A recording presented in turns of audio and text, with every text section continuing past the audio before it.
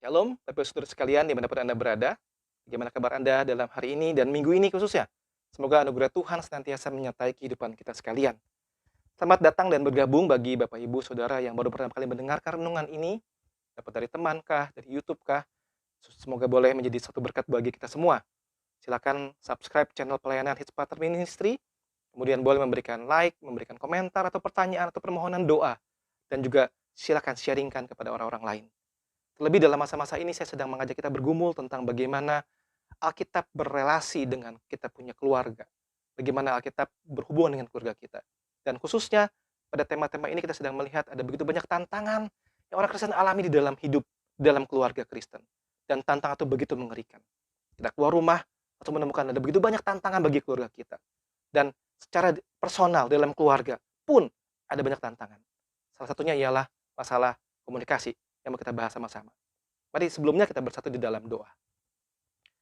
Tuhan, kami bersyukur untuk berkat Tuhan kepada kami semua sampai pada hari ini. Bersama-sama kami ingin belajar dari firman Tuhan, belajar prinsip-prinsip praktis, berkatilah ya Tuhan agar apa yang kami dengar boleh menjadi kekuatan buat pedoman hidup kami dalam menjalani kehidupan berkeluarga kami. Dalam nama Tuhan Kristus kami bersyukur, kami berdoa. Amin. Saudaraku, mari kita membaca dua bagian firman Tuhan dari Perjanjian Lama dan Perjanjian Baru. Dari Perjanjian Lama, kita akan membaca Amsal 15 ayat yang pertama. Jawaban yang lemah lembut meredakan kegeraman, tapi perkataan yang pedas membangkitkan marah. Yang kedua dari Perjanjian Baru, Yakobus 1 ayat yang ke-19. Demikian firman Tuhan, "Hai saudara-saudara yang kukasihi, ingatlah hal ini, setiap orang hendaklah cepat untuk mendengar, tapi lambat untuk berkata-kata, dan juga lambat untuk marah." Saudaraku, kalau kita berbicara mengenai komunikasi di dalam keluarga, komunikasi ya, apa sih komunikasi sebetulnya? Komunikasi adalah sebuah pertukaran informasi antara individu, berarti melibatkan lebih dari satu orang, melalui sistem lambang-lambang, tanda-tanda, atau tingkah laku. Salah satunya dengan cara verbal bisa, ngobrol, ngomong, kemudian non-verbal, kita bisa melihat body gesture-nya seseorang, tertulis, sekarang dengan WhatsApp semuanya kita bisa komunikasi, kemudian visual, kita melihat iklan-iklan dan sebagainya, dan juga listening, juga bagian dari komunikasi. Sehingga saudaraku, ada 3 aspek di dalam komunikasi, yaitu pengirim pesan, kemudian pesannya, dan penerima pesan. Bukankah sebetulnya kedengaran sangat sederhana, bukan? Tapi mengapa muncul banyak problem di dalam keluarga karena masalah ini? Mengapa muncul banyak sekali perdebatan, pertikaian, malah mungkin saja masalah komunikasi bisa menjadi salah satu masalah pasangan bercerai? Karena ternyata tidak mudah, tidak mudah. Antara suami istri, seringkali timbul salah paham, tidak bisa mengerti pasangan kita. Komunikasi pun jadi hal yang jadi sebuah tantangan, bukan? Antara orang tua dengan anak, itu pun bisa kita bedakan antara anak yang masih kecil, caranya berbeda, masalah komunikasi berbeda, anak yang sudah remaja, berbeda lagi masalahnya. Makin pusing kita, bukan? Kemudian antar saudara, kakak adik, adakah masalah komunikasi di situ? Bisa jadi banyak sekali masalah di situ. Dan antara kita dengan orang tua kita atau dengan mertua kita, dengan keluarga ipar kita. Wah, begitu rumit, Saudara. Sehingga kalau kita pikir-pikir, ribet banget sih gitu ya. Aduh, mendingan aku hidup sendirian saja, tidak perlu komunikasi apapun. Ah, tidak seperti itu, bukan? Ya, kita membutuhkan orang lain di dalam kehidupan kita. Nah, Saudara sekalian, kalau kita melihat ada begitu banyak problem-problem komunikasi, saya mencoba meringkaskan ya kira-kira ya menurut saya, Saudara bisa tambahkan sendiri gitu ya. Ada 5 masalah komunikasi yang sering muncul di dalam bahkan pernikahan Kristen. Yang katanya Kristen loh, ya harusnya based on love, harusnya saling mengasihi, tetapi muncul juga masalah itu. Yang pertama adalah masalah tidak didengar, Saudara. Entah suami merasa istri tidak mendengar, atau sebaliknya. Entah anak merasa orang tua tidak mendengar, atau sebaliknya. Salah satu pihak merasa tidak didengar. Sudah ngomong nih, tapi serasa dicuekin. Itu masalah yang pertama. Masalah yang kedua, masalah tidak ada waktu. Jadi ngomong hanya seperlunya saja. Dengan kerumitan hidup di kota besar saat ini, begitu sibuk dari pagi hingga malam, gak ada waktu buat ngobrol. Sementara mungkin istri punya banyak sekali kata-kata yang ingin diucapkan. Suami rasanya tidak punya waktu buat ngobrol, tidak ada waktu buat bisa mendengarkan perkataan istrinya. Sibuk sekali. Anak-anak ada eskul lah, ada les lah, sibuk sekali. Jadi kita ngomong hanya seperlunya saja. Jadi sebuah masalah, bukan? Bisa muncul miskomunikasi di situ. Terus yang ketiga adalah masalah gadget yang menjadi penyita perhatian kita. Saudara sekalian, kalau kita sering lihat di restoran-restoran, bahkan tempat-tempat makan dimanapun, kalau satu keluarga berkumpul, rata-rata mereka langsung keluarin handphone dan saling sibuk pegang handphone masing-masing. Di handphone atau gadget bisa menyita perhatian komunikasi di dalam keluarga. Terus yang keempat itu adalah kesibukan kerja atau urus anak-anak, gitu. Saya tidak sempat lagi ngobrol, ya. Kesibukan kerja, urus anak-anak sibuk sekali, gak sempat ngobrol. Dan yang kelima, masalah yang menurut saya sangat berbahaya adalah salah satu pihak itu sudah punya asumsi atau menghakimi, menilai pihak yang lain. Sehingga muncul masalah komunikasi. Ah, lu sih memang sudah begitu dari dulunya. Ah, lu memang nggak pernah berubah. Ah, kamu memang begini dan seterusnya. Masalah asumsi dan masalah menghakimi. Dan kalau kita pikir-pikir itu masalah-masalah yang sehari-hari kita alami, bukan? Tidak ada satu keluarga yang betul-betul free dari semua masalah itu. Pasti ada satu, dua, tiga masalah-masalah. Dan kita harus bersama-sama sebagai pasangan Kristen memikirkan bagaimana sebetulnya prinsip komunikasi dalam sebuah keluarga Kristen. Soal prinsip yang pertama, ya, Efesus pasal yang keempat ayat 1 sampai 3. Hendaklah kamu selalu rendah hati, lemah lembut dan sabar. Tunjukkanlah kasihmu dalam saling membantu dan berusaha memelihara kesatuan roh oleh ikatan damai sejahtera. Poin pertama adalah begini, kita harus membuat rumah kita menjadi satu sumber damai. Seperti sebuah surga kedamaian.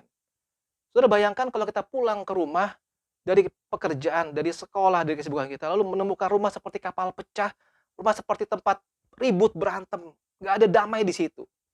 Wah, itu menjadi hal yang sangat luar biasa, negatif sekali, bukan?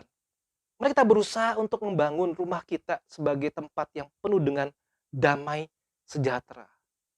Ingat, Tuhan Yesus menjadi dasar keluarga kita. Marilah kita tunjukkan kasih kita. Marilah kita berusaha untuk membuat damai sejahtera. Prinsipnya simple sebetulnya. Sudah masalah-masalah besar kita kecilin sebetulnya. Masalah kecil kita usahakan tidak perlu dianggap masalah. Kita berusaha memelihara damai sejahtera. Sudah prinsip yang kedua adalah begini. Prinsip komunikasi Kristen kita berusaha untuk membicarakan kebenaran di dalam kasih. Efesus 4 ayat yang ke-25. Saya bacakan. Karena itu buanglah dusta dan berkatalah benar seorang kepada yang lain, karena kita adalah sesama anggota. Buanglah dusta, berkatalah benar. Speak the truth in love. Seringkali saudara waktu kita speak the truth itu, saya sih ngomong the truth kebenaran, tetapi tidak in love, tidak dengan kasih. Sehingga itu menyakitkan pendengar, menyakitkan orang yang kita ajak bicara. Seringkali kadang-kadang kita lebih menekankan aspek love-nya, sehingga kita bisa menerima kompromi.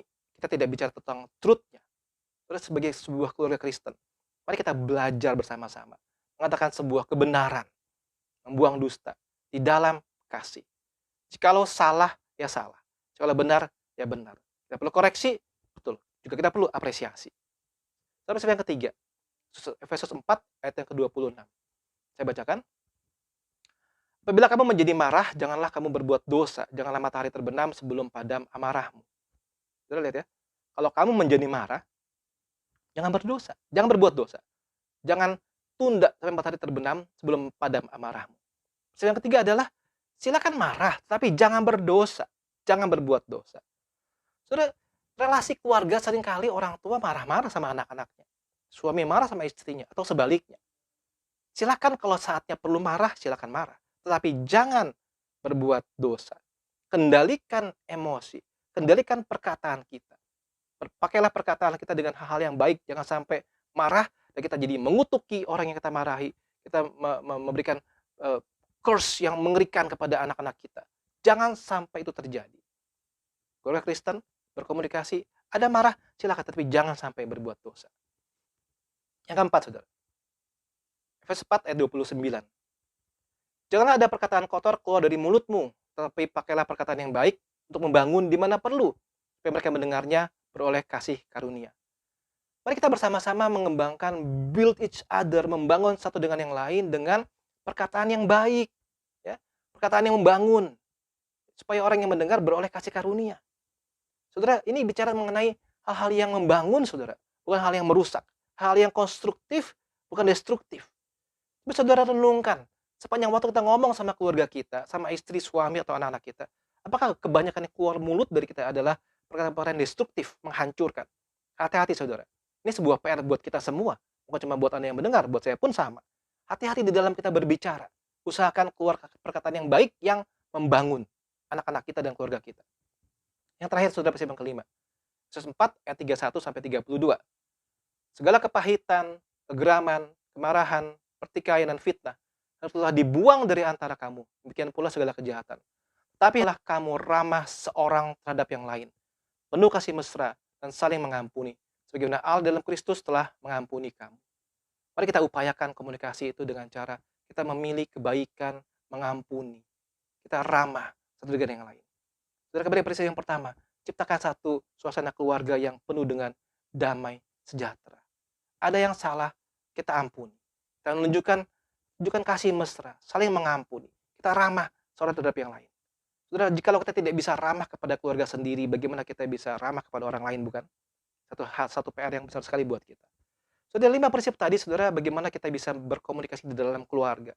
Saya berdoa kiranya kita bisa sungguh-sungguh mulai menerapkan itu di dalam hidup kita. Kita mulai mengecek kita punya cara komunikasi saat ini bagaimana. Saudara, saya ada sebuah webinar dari pekerjaan saya akan kirimkan linknya di sini. Kalau Anda ingin ikut, silakan. Kita akan bersama membahas tentang people skill berkenaan dengan komunikasi di dalam keluarga secara lebih detail lagi. Saudara, sampai di dalam bagian akhir ini, saya mengajak kita bersama-sama berdoa bagi keluarga kita sekali lagi. Kita berdoa bagi komunikasi di dalam keluarga. Kalau engkau punya akar pahit kepada pasanganmu, gara-gara masalah komunikasi. Kalau anak-anakmu merasa terluka olehmu, sudah sadar itu, minta ampun kepada mereka. Perbaiki relasimu. Butuh waktu yang panjang. Butuh waktu yang banyak untuk bisa memperbaiki, membenahi luka batin mereka. Lakukan itu. Jika engkau sebagai anak-anak merasa sulit berbicara kepada orang tua, sulit untuk ngomong, apapun alasannya, berdoalah kepada Tuhan. Minta waktu sama Tuhan. Minta waktu, Tuhan berikan saya anugerah, saya bisa berkomunikasi dengan orang tua saya. Sehingga saudara, jangan sampai masalah komunikasi jadi salah satu bibit yang bisa merusak keluarga kita, menghancurkan keluarga kita, merusak pernikahan kita. Kiranya Tuhan menolong kita sekalian. Saudara, saya akan berdoa bagi kita semua. Mari kita berdoa. Di dalam surga, kami tahu tantangan tidak mudah kami hadapi saat ini, khususnya berkenaan dengan masalah komunikasi. Relasi-relasi yang kurang baik antara suami istri, orang tua anak, keluarga dengan mertua dan sebagainya. Dan semua bisa dimulai dari hal yang simpel, yaitu komunikasi. Ya Tuhan, kiranya Tuhan yang menolong kami dengan kasih dalam hati yang kami miliki. Kami boleh mengasihi sesama kami, mengasihi keluarga kami. Dan kami mau belajar untuk bisa berkomunikasi dengan baik. Berkomunikasi, membangun satu dengan yang lain. Ya Tuhan, jika ada relasi yang sedang konflik saat ini berkenaan dengan komunikasi, suami istri, orang tua anak, dan sebagainya, kiranya kasih Kristus boleh menyatukan mereka kembali, menolong mereka kembali, agar keluarga boleh kembali utuh, dan keluarga boleh memuliakan nama Tuhan. Terima kasih ya Tuhan, dengarkan doa dan permohonan ini, dalam nama Tuhan Yesus Kristus, kami bersyukur, kami berdoa. Amin. Tuhan memberkati kita sekalian.